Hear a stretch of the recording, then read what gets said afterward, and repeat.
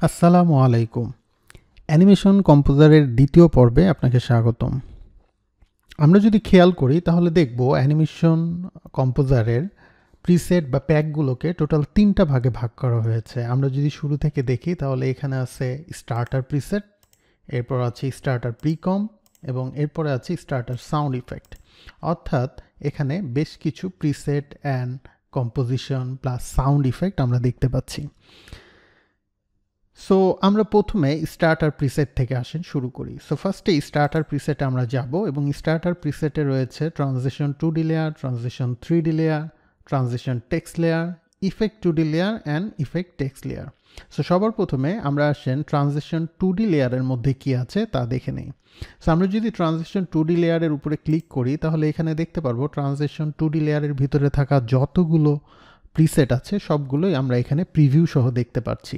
আমাদের দেখার সুবিধার্থে এটাকে আমরা আরেকটু বড় করতে পারি, অথবা আপনার যদি স্ক্রিনে জায়গা কম থাকে আপনি এইভাবেই দেখতে পারেন।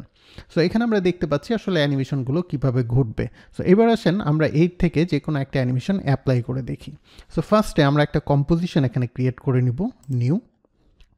আমরা যে কোনো সাইজের একটা কম্পোজিশন নিতে পারি এবং যে কোনো ফ্রেম রেট নিতে পারি এখান থেকে।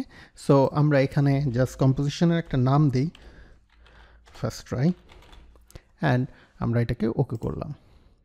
ওকে করার পর আপনি ট্রানজিশন 2D লেয়ার অ্যাপ্লাই করার জন্য যে কোনো ধরনের লেয়ার নিতে পারেন।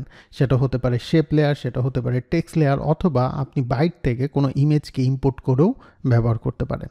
সো আপাতত আমি এটা চেক করার জন্য জাস্ট একটা টেক্সট লেয়ার এখানে নিচ্ছি।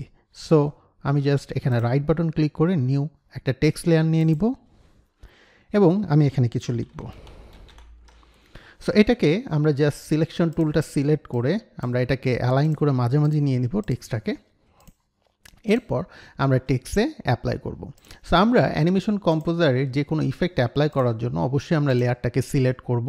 করার পর আমরা এখানে যেই প্রিসেটটা অ্যাপ্লাই করতে চাই ওইটা সিলেক্ট করলেই আমরা এখানে দেখতে পারবো টোটাল 3টা ভাগে এটাকে ভাগ করা হয়েছে। একটা হচ্ছে অ্যানিমেশন ইন, একটা হচ্ছে অ্যানিমেশন আউট, আর একটা হচ্ছে বোথ।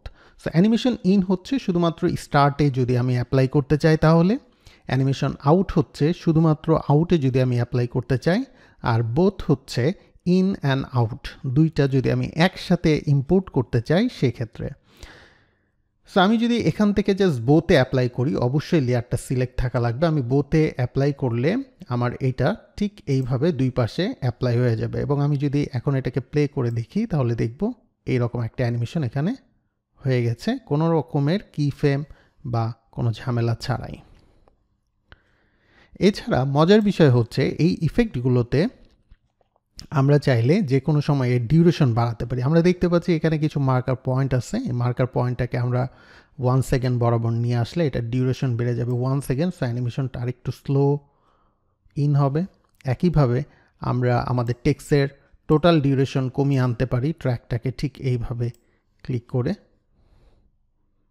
একইভাবে আমরা মার্কারটাকে এইভাবে ড্র্যাগ করে ঠিক এইভাবে আনলাম। তো এখন যদি আমরা এটাকে সিম্পলি প্লে করে দেখি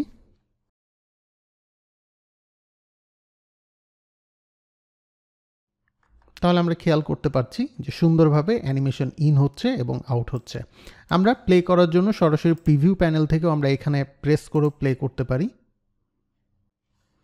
সো এই পর্বে আমরা দেখলাম কিভাবে খুব সহজেই এই ধরনের একটি অ্যানিমেশন করে ফেলতে পারি অ্যানিমেশন কম্পোজারের মাধ্যমে।